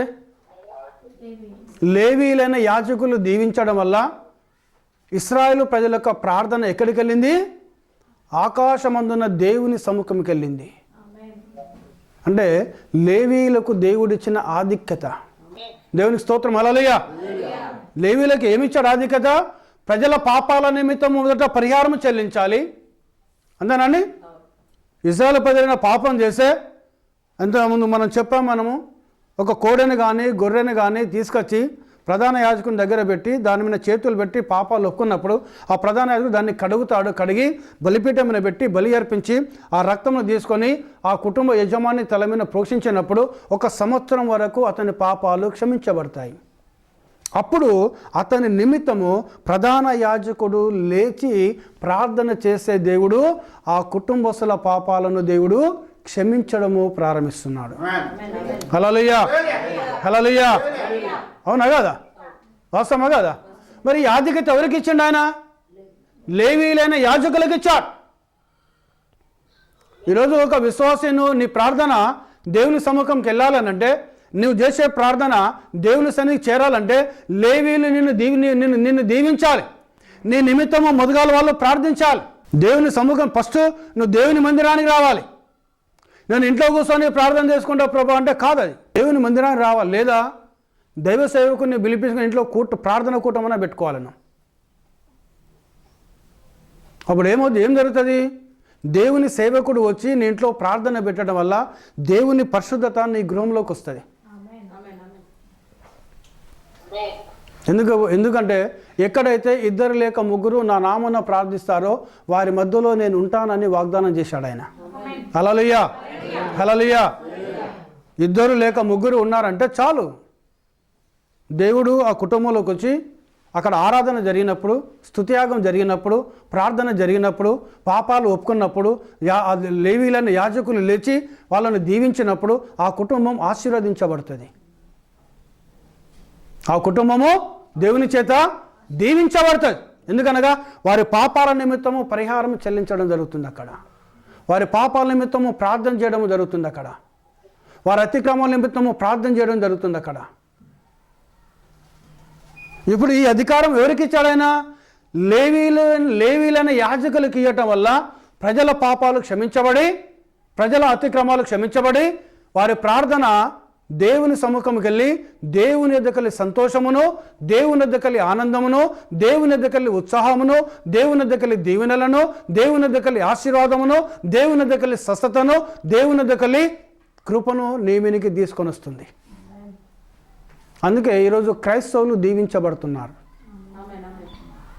ఈరోజు క్రైస్తవులు ఆశీర్వదించబడుతున్నారు. ఇది లేవీలైన యాజకులకు దేవుడిచ్చిన అధికారం, ఆధిక్యత.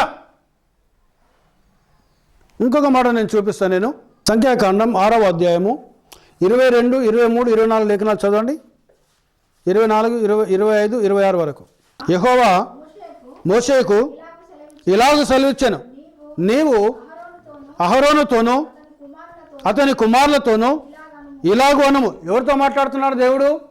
మోషేతో మాట్లాడుతున్నాడు. ఎక్కడ సన్నివేశం ఇది? సినాయి పర్వతం మీద జరుగుతున్న సన్నివేశం. ధర్మశాస్త్రం అంతా ఎక్కడిచ్చాడు దేవుడు?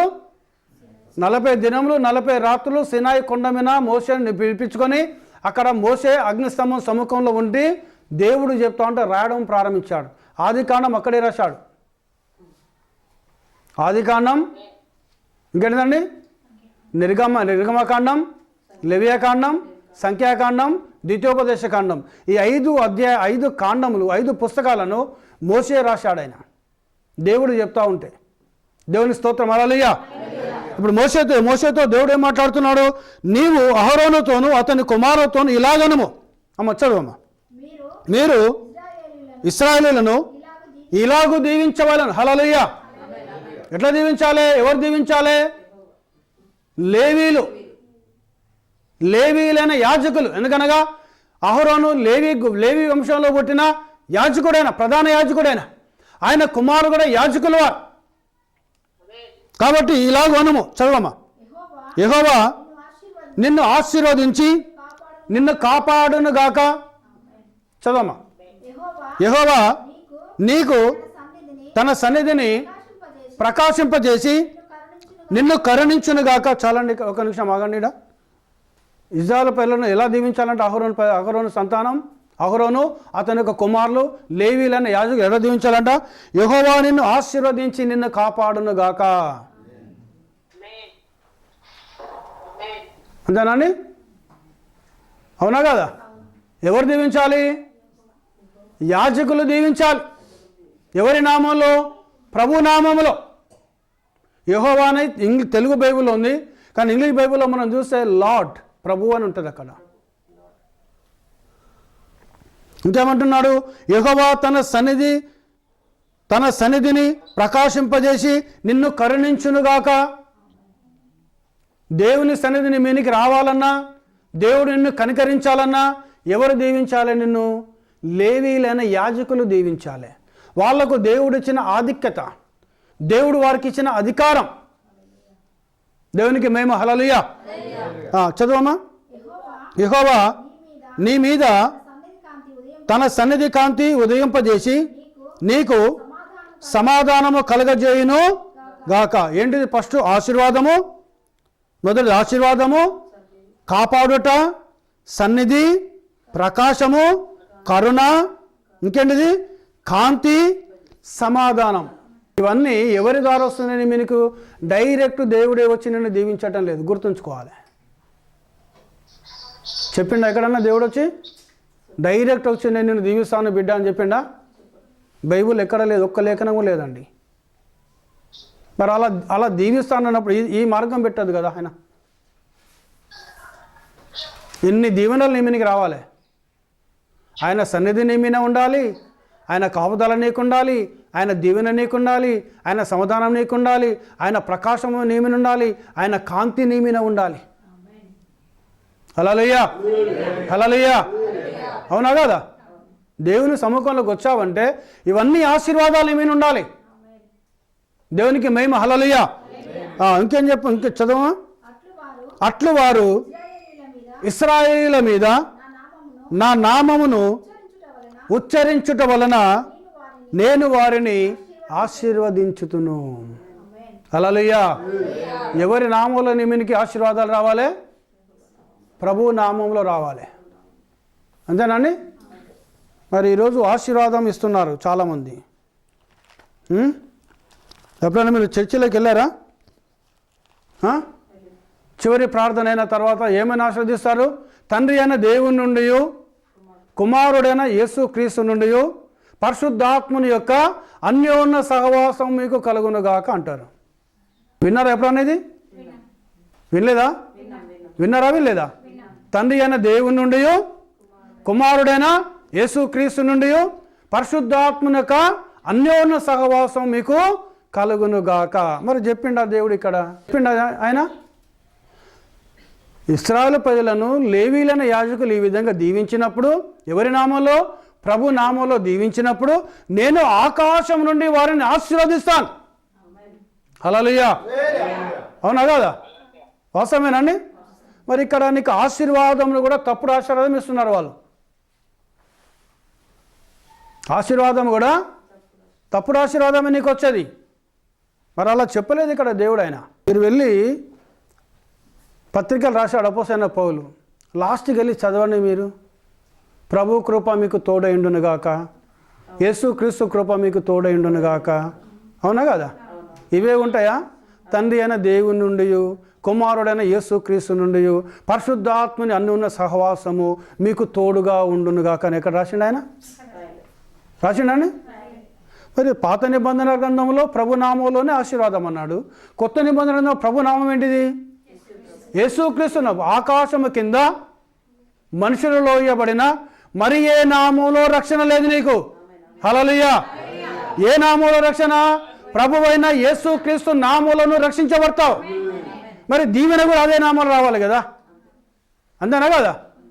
బ్లెస్సింగ్స్ ఏ నామంలో రావాలి నీకు? యేసుక్రీస్తు నామంలో రావాలి. హల్లెలూయా.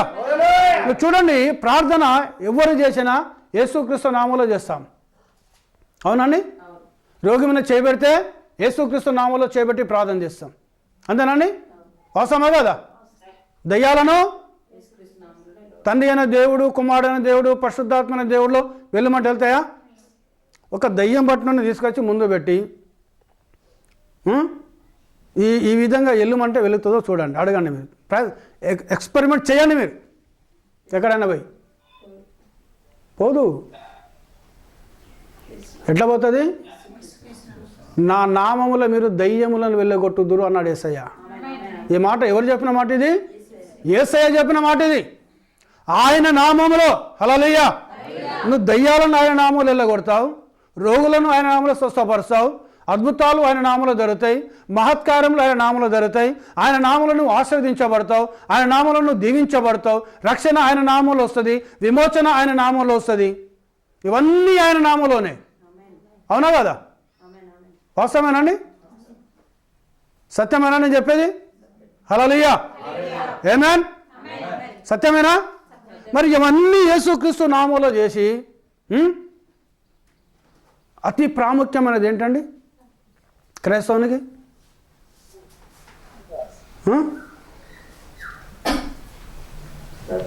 అతి ప్రాముఖ్యమైనది క్రైస్తవునికి బాప్తిజం వచ్చేసరికి మరి యేసుక్రీస్తు నామాలు ఎందుకు ఇయ్యరు? ఎట్లా ఇస్తారండి? తండ్రి, కుమార, పరిశుద్ధాత్మలు ఇస్తారు బాప్తిజం. అది ఒక ఉపమానంగా చెప్పాడు మత్తయి సువార్త 28వ అధ్యాయంలో. యేసు ప్రభు ఒక ఉపమానంగా చెప్పిండు ఆయన. కానీ ఆ ఉపమానం యొక్క అర్థం ఏం చేశాడు ఆయన? లూకా సువార్తలో తన శిష్యులకు బయలుపరిచాడు. దేవునికి మహిమ. హల్లెలూయా. ఈరోజు నువ్వు దీవించబడాలంటే ప్రియ సోదరి సోదరుడా, నువ్వు రక్షించబడాలంటే ప్రియ సోదరి సోదరుడా, నువ్వు పరలోక రాజ్యం పోవాలంటే ప్రియ సోదరి సోదరుడా, యేసు క్రీస్తు నామం లేకుండా ఏమి మనము చేయలేం మనం. హల్లెలూయా. హల్లెలూయా. నువ్వు దీవించబడాలి. ఈరోజు నేను నమ్ముకున్న యేసు ప్రభుని ఎందుకు నేను దీవించబడడానికి కదా? అవునా కదా? నిత్యజంగా నేను పోవాల్సింది. అవునా కదా? ప్రతి క్రైస్తవుని హృదయం అదే ఉంటుందండి. మనం ఎందుకు మందిరానికి వస్తున్నాం? దేవుని మందిరానికి ఆయన నిత్యజీవాన్ని పొందుకోవడానికి, మన కష్టాలు పోవడానికి, మన బాధలు పోవడానికి, మన శోధన పోవడానికి, మన రోగాలు పోవడానికి, మన హృదయంలో సంతోషం పొందుకోవడానికి, ఆనందం పొందుకోవడానికి, ఆయన కరుణ మనం పొందుకోవడానికి, ఆయన రక్షణ మనం పొందుకోవడానికి, ఆయన ఆశీర్వాదం మనం పొందుకోవడానికి దేవుని మందిరానికి వస్తున్నాం మనం. హల్లెలూయా. మరి ఈ మందిరానికి ఎలా వస్తున్నామో అదేవిధంగా మనం నిత్యజీవంలో కూడా వెళ్ళాలి మనం. హల్లెలూయా. అవునా? వాస్తవమా కదా? మరి ఎవరు ఆపేస్తున్నారు అది? సరే, ఇది మన అంశం కాదు. ఇది దేవుడు అవకాశం వేరే సమయంలో చెప్దాం మనం. కానీ ఇక్కడ లేవీలైన యాజకులు దీవించడం వల్ల విశ్వాసుల యొక్క ప్రార్థన దేవుని సముఖెళ్తుంది. ఎక్కడికి వెళ్తుందండి? దేవుని సముఖంకి వెళ్తున్నది. హల్లెలూయా. ఇప్పుడు మత్తయి సువార్త 9వ అధ్యాయంలోకి వద్దాం మనం. మత్తయి సువార్త 9వ అధ్యాయము. అయినను పాపములు క్షమించుటకు భూమి మీద మనుష్య కుమారునికి అధికారము కలదని మీరు తెలుసుకొనవలెను. హల్లెలూయా. ఇక్కడ పాత నిబంధన గ్రంథంలో ఒక వ్యక్తి పాపం చేస్తే అతని పాపం యొక్క పరిహారం కోసము దేవుడు మోషే ధర్మశాస్త్రం ద్వారా రాసిన ఆ లేఖన ప్రకారము చేసినప్పుడు లేవీడైన యాజకుడు ప్రార్థన విని ఆ పాపి యొక్క పాపములను దేవుడు క్షమిస్తున్నాడు. అంటే ఇక్కడ అధికారం ఎవరి చేతిలో పెట్టాడు? దేవుడు లేవీలైన యాజకుల చేతిలో పెట్టాడు. హల్లెలూయా. ఇప్పుడు లేవీలైన యాజకులు కాదుగా. అవునా కదా? ఎవరు రంగంలోకి వచ్చారుగా? మేకలు. అపోస్తలుడైన పౌలు అంటున్నాడు హెబ్రీ పత్రికలో, గొర్రెలను మేకలను పశువులను బలిస్తే ఈ ప్రపంచంలో అవి ఉండనే ఉన్నాయి. హల్లెలూయా. కాబట్టి ఒకే సంవత్సరానికి ఒకసారి కాకుండా ఒకే ఒక్కసారి ఎవరు వచ్చారండి? పరిశుద్ధుడు వచ్చాడు. ఇక్కడ ఎడ్లను గొర్రెలను ఎందుకు ఎన్నుకున్నాడు ఆయన? సాధు జంతువులు అవి. ఎడ్లు సాధు జంతువులే, గొర్రెలు సాధు జంతువులే, పావురములు సాధు పక్షులే, గువ్వలు కూడా సాధు పక్షులే, బలియాగం అర్పించడానికి. అంతేనా కదా? అవి వాటికి పాపం తెలియదు. వాటికి మనుషులు పాపం చేస్తే ఈ మనుషుల పాపాలు వాళ్ళ మీదకి వెళ్ళిపోయినాయి, వాటి మీదకి. ఎందువల్ల? ప్రధాన యాజకుని దగ్గరికి వచ్చి నేను ఈ పాపం చేసిన అంటే ఒక ఎద్దును తీసుకురమ్మంటే ఎద్దును తీసుకొచ్చాడు, గొర్రెను తీసుకొచ్చాడు, తల మీద పెట్టి వాటి మీద పెట్టి ఒప్పుకున్నాడు. ఈ వ్యక్తి యొక్క పాపాలు ఆ పశువు మీదకి వెళ్ళిపోయినాయి. ఆ పశువును కడిగి బలిపీటను పెట్టి బలేపించాడు. ఆ పశువు రక్తము తీసి ప్రోక్షించాడు. అప్పుడు సంవత్సరం వరకు అతని పాపాలు క్షమించబడి అతని నిమిత్తము, ఎవరి నిమిత్తము? ఆ పాపి నిమిత్తము యాజకుడు ప్రార్థన చేయడం ప్రారంభించాడు. ఇక్కడ మోకరించి చేతులు పైకెత్తి దేవుని సముఖములో. ఈ యాజకుని యొక్క ప్రార్థన విని ఆ బలిపీడి ఆ పాపాలు క్షమించబడిన తర్వాత ఆ విశ్వాస యొక్క ప్రార్థన దేవుని సముఖముకు చేరి ఆ విశ్వాస కుటుంబమును దేవుడు దీవించడము ప్రారంభించాడు. హల్లెలూయా, హల్లెలూయా. ఇప్పుడు ఎవరు రంగమినికి ఎవరు వచ్చారు ఇక్కడ? యేసుక్రీస్తు కాదండి. పాపుల పాపాలు క్షమించాలంటే ఎవరు కావాలి? పాపం లేనివాడే కదా రావాల్సింది. మరి ఎవరైనా ఉన్నారా పాపం లేకుండా భూమిన? ఉన్నారండి ఎవరైనా? ఏ మానవుడైనా జన్మ పాపము కర్మ పాపం లేకుండా ఉండాలి. ఈయన జన్మతా పాపం కాదు ఈయనది, యేసయ్య జన్మ. కర్మల్లో కూడా క్రియల్లో కూడా ఏ పాపము లేడైనా. ఎట్లా వచ్చాడట? ఎబ్రీ పత్రిక 4వ అధ్యాయం, పాపము లేనివాడుగా ఆయన పుట్టాడు ఈ లోకంలో. ఎట్లా పుట్టాడట యేసయ్య? పాపము లేనివాడుగా పుట్టాడు. అంటే ఎవరైనాగా? పరిశుద్ధుడు. హల్లెలూయా. పాపులమైన మన కోసము ఆ పరిశుద్ధుడు భూమిని దిగొచ్చాడు ఆయన. ఎవరు పరిశుద్ధుడు? శరాపులు పరిశుద్ధులా? కేరువులు పరిశుద్ధులా? పరలోక సైన్యములో ఉన్న జీవులు పరిశుద్ధులా? ఎవరు పరిశుద్ధులు? మానవుడు పరిశుద్ధుడా? ఈ సృష్టి పరిశుద్ధమైనదా? ఏది పరిశుద్ధుడు? పరిశుద్ధుడు ఎవరండి? యెషయా గ్రంథం 6వ అధ్యాయంలో చదవండి మీరు. పరిశుద్ధుడు ఎవరో చెప్తున్నారు అక్కడ. యెషయా గ్రంథం 6వ అధ్యాయం, రాజు అయిన ఉజ్జియా పరిశుద్ధుడు ఎవరో చెప్తున్నారు అక్కడ. యెషయా గ్రంథం 6వ అధ్యాయం మొదటిగా చదవండి. రాజైన ఉజ్జియా మృతి నొందిన సంవత్సరమున అత్యున్నతమైన సింహాసనమందు ప్రభువు ఆసీనుడై ఉండగా నేను చూచితిని. చదవమ్మా. ఆయన చొక్కాయి అంచులు దేవాలయం నిండుకొనెను. ఆయనకు పైగా శరాపులు నిలుచుండిరి. ఒక్కొక్కరికి 6 రెక్కలుండెను. ప్రతివాడు 2 రెక్కలతో తన ముఖమును రెంటితో తన కాళ్ళను కప్పుకొనుచు రెంటితో ఎగురుచుండెను.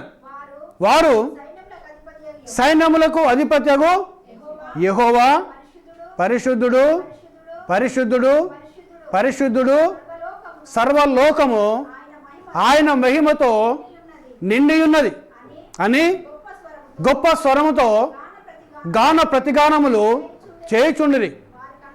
వారి కంఠస్వరము వలన గడప కమ్ముల పునాదులు అదిరెను. హల్లెలూయా. సైన్యములకు అధిపతి యెహోవా ఎవరటైనా? పరిశుద్ధుడు. హల్లెలూయా. ఇప్పుడు పాపిని రక్షించాలంటే ఎవరు రావాలి రంగమేనికి? పరిశుద్ధుడు రావాలి. ఎవరి పరిశుద్ధుడు? పాత నిబంధన గ్రంథంలో ఉన్న యెహోవా. హల్లెలూయా. అంతేనండి? అవునా కదా? మరి కొత్త నిబంధనకు ఒకసారి ఎవరైనా ఆయన? యేసుక్రీస్తు కదా? మరి యెహోవా దేవుడు యేసయ్యకు తండ్రి ఎట్లయితాడు? అవుతాడా? అవుతాడండి? మీకు డౌట్ ఉండొచ్చు చాలామందికి. ఎబ్రీ పత్రిక 4వ అధ్యాయం చదవండి ఒకసారి. ఎబ్రీ పత్రిక 15వ లేఖనం చదవమ్మా.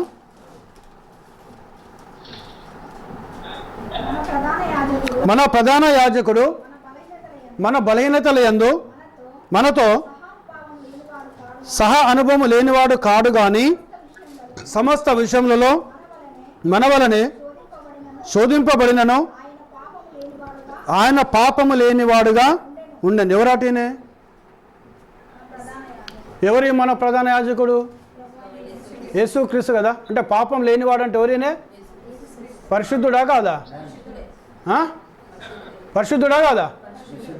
మరి యొక్క కెరూబులు ఎవరిని స్తుతిస్తున్నాయి పరిశుద్ధుడు పరిశుద్ధుడు అని? సైన్యములకు అధిపతగు యెహోవా పరిశుద్ధుడు పరిశుద్ధుడు పరిశుద్ధుడు. హల్లెలూయా. అవునా అండి? సైన్యములకు అధిపతగు యెహోవానే పరిశుద్ధుడు. కాబట్టి ఈ లోకానికి మానవ రూపంలో యేసు క్రీస్తుగా ఈ లోకానికి వచ్చాడు ఆయన. అందుకే ఆయన సవాల్ చేశాడు ఆ రోజున ప్రధాన యాజకులతోటి, పరిసయ్యులతోటి, సద్దుకయ్యులతోటి, శాస్త్రులతోటి, ధర్మశాస్త్ర ఉపదేశకులతోటి, నాలో పాపమున్నదని మీలో ఎవడు నిరూపించగలడు అన్నాడు ఆయన. ఒక్కడు వచ్చి కూడా యేసయ్యానుకి పాపం చేశామని చూపించలేకపోయారు ఆయన. నాకు దమ్ముందా? ఉన్నదా నాకు దమ్ము? ఈ భూమిన తల్లి గర్భంలో పుట్టిన అనగా తల్లి తండ్రి కలిస్తే పుట్టిన ఏ మానవునికన్నా దమ్ముందా? మాట్లాడే దమ్ముందా? ఎవడైనా మాట్లాడగలడా? అది ఆ ధైర్యం ఉందా ఎవరికైనా? మరి యేసయ్యకి ఎక్కడికి వెళ్ళి వచ్చింది? ఎవరైనా పరిశుద్ధుడు కదా. హల్లెలూయా హల్లెలూయా. పరిశుద్ధుడా కాదా ఆయన? మరి యెహోవా పరిశుద్ధుని కెరూబులు అని అంటే మరి ఇక్కడ యేసయ్య పాపం లేనివాడుగా పుడితే మరి యేసయ్య పరిశుద్ధుడు అని ఇక్కడ బైబిల్ పరిశుద్ధ గ్రంథం చెప్తాయి. మరి యెహోవా పరిశుద్ధుడు. ఇద్దరు ఉంటారా పరిశుద్ధులు సృష్టికి? ఎంతమంది ఉంటారండి పరిశుద్ధులు? ఇద్దరు ఉంటారా? ఒక్కరు ఉంటారా? ముగ్గురు ఉంటారా? నలుగురు ఉంటారా? అవునా కదా? కెరూబులు సైన్యములకు అధిపతి యెహోవా పరిశుద్ధుడు పరిశుద్ధుడు పరిశుద్ధుడు. హల్లెలూయా హల్లెలూయా. అంటే పాత నిబంధన గ్రంథంలో ఉన్న ఆ యెహోవా దేవుడు పరిశుద్ధుడైన. మరి కొత్త నిబంధన గ్రంథంలో యేసయ్య ఎవరు? పాపం లేనివాడుగా పుట్టాడు కదా ఆయన. అంతేనా కదా? పాపం లేనివాడు అంటే ఎవరినే? పరిశుద్ధుడా కదా. హల్లెలూయా హల్లెలూయా. మరి ఇక్కడ యెహోవాకు యేసయ్యకి ఏంటి సంబంధం? తండ్రి కొడుకుల బంధం ఉందా వీళ్ళిద్దరికైనా? తండ్రి కొడుకులు అవుతారా వీళ్ళిద్దరు? అవుతారా అండి? అవడానికి ఏమైనా ఆస్కారం ఉందా? బలియా మరి గొర్రె గాడిద పిల్లమని వస్తాడు ఆయన. వస్తున్నాడా లేదా? ఏం చేస్తున్నారు చిన్నపిల్లలు? యెరూషలేములోకి వస్తూ ఉంటే చిన్నపిల్లలు కెరింతలు కొడతాను. ఏం కెరింతలు కొడతాను వాళ్ళు? చెప్పాలా? చదవాలా? బైబిల్ చదువుతుందా? ఓసన్నకు జయము ఓసన్నకు జయము ప్రభు పేరట వచ్చు వాడు స్తుతించబడును గాక అంటున్నారు వాళ్ళు. హల్లెలూయా. అంటే చిన్నపిల్లలు ఏం చేస్తున్నారు? యేసయ్యను స్తుతిస్తున్నారు. జయము కలుగును గాక అంటున్నారు. మహిమపరుస్తున్నారు యేసయ్యను. హల్లెలూయా. అక్కడ పరిసయ్యులు వాళ్ళందరూ ఏమనుకుంటున్నారు? ఈ పిల్లలు ఎందుకు ఈ విధంగా కేకలు వేస్తున్నారు అని హృదయాల్లో అనుకుంటే వారి హృదయాలోచనలు యేసయ్య ఏమంటున్నాడు? ఈ పిల్లలు నన్ను స్తుతించకపోతే ఆ కొండలు కోనలు పక్షులు సృష్టి నన్ను స్తుతిస్తుంది అంటున్నాడు ఆయన. హల్లెలూయా హల్లెలూయా. కొండలు ఎవరిని స్తుతించాలి? సృష్టి ఎవరిని స్తుతించాలి? వాటి సృష్టికర్తను కాదా? మరి యేసయ్యను స్తుతిస్తున్నాయట అవి కొండలు. పర్వతంలో యేసయ్యను స్తుతిస్తున్నాయట. చెట్టు యేసయ్యను స్తుతిస్తున్నాయట. పక్షులు యేసయ్యను స్తుతిస్తున్నాయట. సృష్టి మొత్తం యేసయ్యను స్తుతిస్తున్నాడట. మరి ఎవరైనా సృష్టికర్త కాదు ఆయన? హల్లెలూయా హల్లెలూయా. ఆయన ఎవరైనా ఆయన సృష్టికర్త ఆయన. అందుకే పక్షవాయు గలవాడు వచ్చాడు. ఇల్లెక్కిళ్ళు వాళ్ళు యేసయ్య అక్కడ ఉన్నాడని తెలిసిన వెంటనే పెంకలు మొత్తం తీసేసిండ్రు, మంచముతో దింపిల్లు ఆయనని. ఆ కుమారుని విశ్వాసం చూసి కుమారుడా నీ పాపములు క్షమించబడ్డవి అంటున్నాడు ఆయన. ఎవరు చెప్తున్నారు? యేసయ్య చెప్తున్నారు మత్తయి సువార్త 9వ అధ్యాయంలో. అక్కడున్న వాళ్ళు ఏమంటారు? ఈయన దేవదూషణ చేయించున్నాడు. ఈయన దేవుని దూషిస్తున్నాడు. మరి హృదయాలు అనుకుంటున్నాం మేము. మత్తయి సువార్త 9వ మొదటి చదువుకుంటాడు మీరు. ఈయన ఎవరు? దేవుని దూషిస్తున్నాడు, దేవదూషణ చేస్తున్నాడు అని అంటే నీ పాపాలు క్షమించబడిన చెప్పడం సులభమా? నీవు లేచి నీ మంచం ఎత్తుకొని నడుచుకుంటూ వెళ్ళమని చెప్పడము సులభమా? అవునండి? అవునా కదా? పాపాలు క్షమించబడే కుమారుడా నీ పాపాలు నేను క్షమించాను. హల్లెలూయా ఇప్పుడు ఎవరు క్షమించాలి మన పాపాలను? పరిశుద్ధుడా కాదా? మరి యేసయ్య క్షమిస్తున్నాడంటే ఆయన పరిశుద్ధుడా కాదా? ఆయన హల్లెలూయా. ఇప్పుడు యెషయా గ్రంథంలో ఉన్న 6వ అధ్యాయం, యెషయా గ్రంథం 6వ అధ్యాయంలో ఆ స్తుత్యాగం కెరూబులు స్తుతిస్తున్న వ్యక్తి ఎవరైనా, ఆ సింహాసనంలో కూర్చున్న వ్యక్తి ఎవరైనా యేసయ్య కాదా? కాదండి? అవునా కాదా? హల్లెలూయా.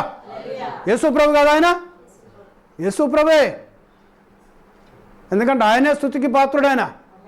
కొండలు ఆయన స్తుతిస్తున్నాయి, సృష్టి ఆయన స్తుతిస్తున్నది, నీరు ఆయన స్తుతిస్తున్నది, సముద్రం ఆయన స్తుతిస్తున్నది, సూర్యచంద్రులు ఆయన స్తుతిస్తున్నారు, ఆకాశం ఆయన స్తుతిస్తున్నది, భూమి ఆయన స్తుతిస్తున్నది, సర్వ సృష్టి యేసయ్యను స్తుతిస్తున్నది. హల్లెలూయా. ఎవరైనా ఈ సృష్టికి కర్త కెరూబులు స్తుతిస్తున్నారు, సైన్యములకు అధిపతి యెహోవా పరిశుద్ధుడు పరిశుద్ధుడు అని.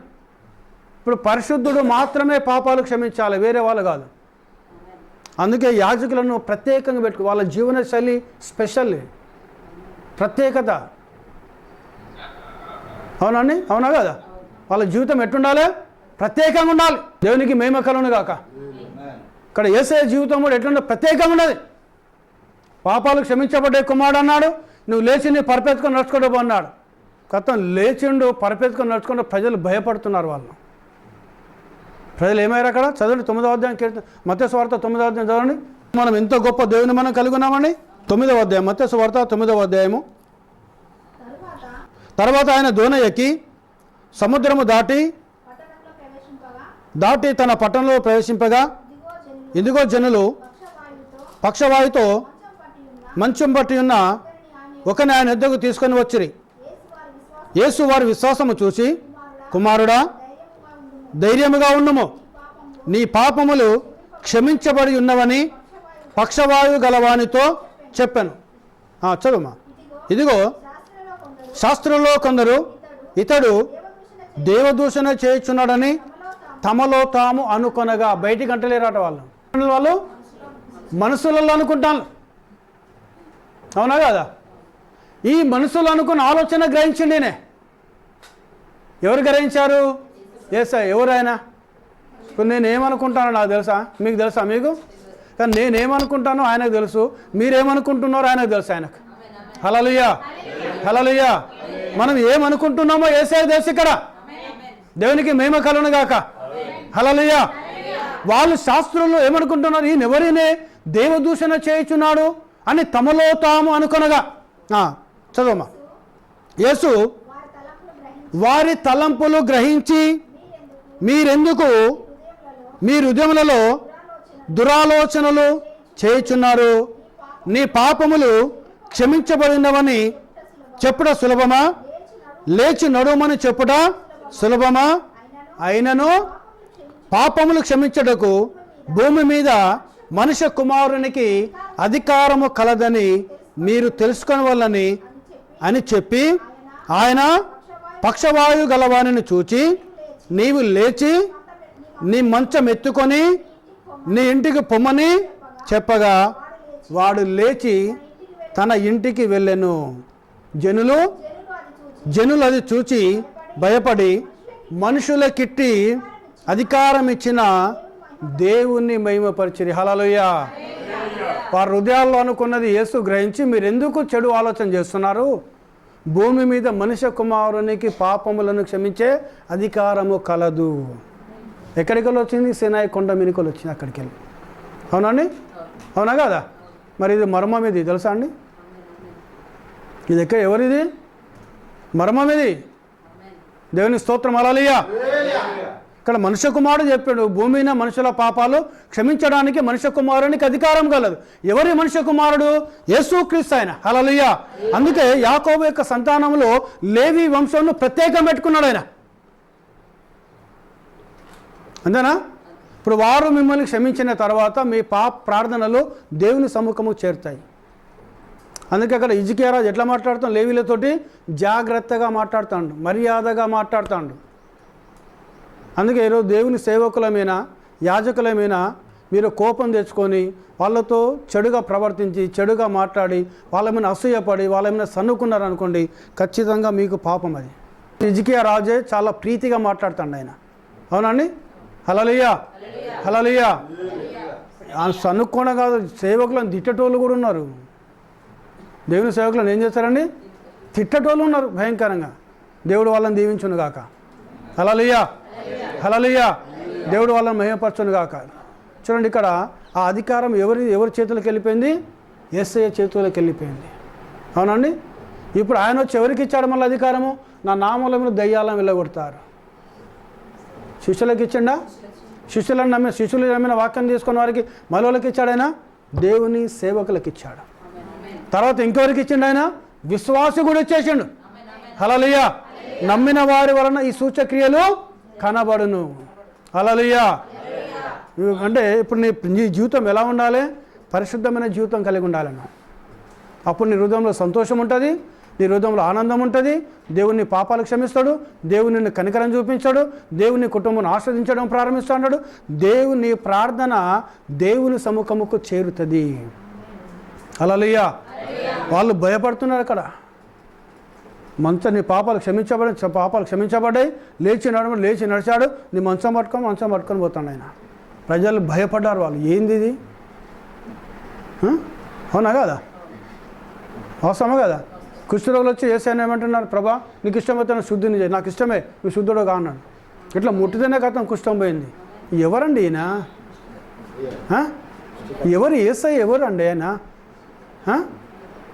ఎవరైనా ఇట్లా ముట్టుకుంటే కుష్ఠరోగం పోతుంది. మరి మన ఇప్పుడు పెద్ద సేవకులను ముట్టుకోమని కుష్ఠరోగులను పోతుందా?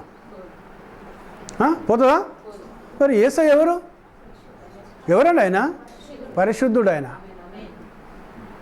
ఆ కేరూబులు స్తుతించిన పరిశుద్ధుడు ఎవరో కాదు, ప్రభువైన యేసు క్రీస్తు అయినాడు ఆయన. ప్రతి మానవుని పాపాలు క్షమించే అధికారం ఆయనకి ఇవ్వబడింది. ఆ శక్తి ఆయనలో ఉన్నది, ఆ ఆధిక్యత ఆయనలో ఉన్నది. దేవునికి మహిమ కలుగును గాక. అందుకే ఆయన ఆ ఆధిక్యతను కలిగి ఈరోజు మన పాపాలను క్షమించిన దేవుడు, మన అతిక్రమాలను క్షమించిన దేవుడు. హల్లెలూయా, హల్లెలూయా. మన దోషములను క్షమించిన దేవుడు, మనకు ఆధిక్యతనిచ్చిన దేవుడు. హల్లెలూయా. ఏంటి ఆధిక్యత? నిత్యజీవం.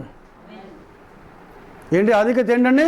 ఆయనతో నిరంతరము జీవించే ఆధిక్యతను ప్రభు మనకిచ్చాడు. దేవునికి మహిమ కలుగును గాక. ఇది ఎవరి ద్వారా వస్తున్నది? ప్రభువైన యేసుక్రీస్తు ద్వారా. యేసుక్రీస్తు లేకుండా నీకు ఏది రాలేదు నీకు. ఈరోజు ఆ యేసుక్రీస్తు అంత గొప్ప దేవుడు అయినాడు, అంత గొప్ప ఆధిక్యత కలిగిన వ్యక్తి అయినాడు ఆయన. అలాంటి దేవుని మనం కలిగి ఉన్నాం, అలాంటి రక్షకుని మనం కలిగి ఉన్నాం, అలాంటి విమోచకుని మనం కలిగి ఉన్నాం, అలాంటి సమాధాన కర్తను మనము కలిగి ఉన్నాం. ఆయనే ప్రభువైన యేసుక్రీస్తు అయినాడు. ఈ మాటలను ప్రభు దీవించును గాక. ప్రార్థన చేసుకుందాం. దయచేసి అందరూ తలలు ఉంచండి. ఒక మాట ప్రార్థన చేద్దాం. జీవం గల మా దేవా, నీకు వందనాలు చెల్లిస్తున్నాము నాయన. దయగల మా తండ్రి, నీకు స్తోత్రములు. ఇంతవరకు నైనా మీరు ఇచ్చిన వాక్యాన్ని బట్టి నీకు స్తోత్రాలనైనా. వాక్యాన్ని 30 60 100 దీవించండి. ఏ బిడ్డలైతే ఈ వాక్యం వింటున్నారో వారిని ఆస్వాదించండి. నీ వాక్యంలోకి పురిగొల్పండి. వాక్యానుసారమైన జీవితం వారికి దయచండి. వాక్యంతో వారి జీవితాలను సరిచేయండి. వారి కుటుంబాలను దీవించండి, వారి సంఘాలను దీవించండి, వారి పరిపాటలను దీవించండి, వారి చదువులను దీవించండి. వారి మీద ప్రభువా నీ కృపను తోడుగొంచుతండి. నీ నామాన్ని మహిమ పొందుకోమని మా ప్రభును మా రక్షకుడైన యేసుక్రీస్తు పరిశుద్ధ నామంలో ప్రార్థిస్తున్నాం తండ్రి. ఆమేన్.